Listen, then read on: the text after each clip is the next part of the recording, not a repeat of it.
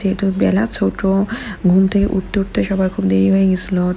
তো আমি এখানে সব মশলা গুছাই গাছাই রাখছিলাম, আর এখন এগুলো আমি সুন্দর করে সব ব্লেন্ড করে দিলাম।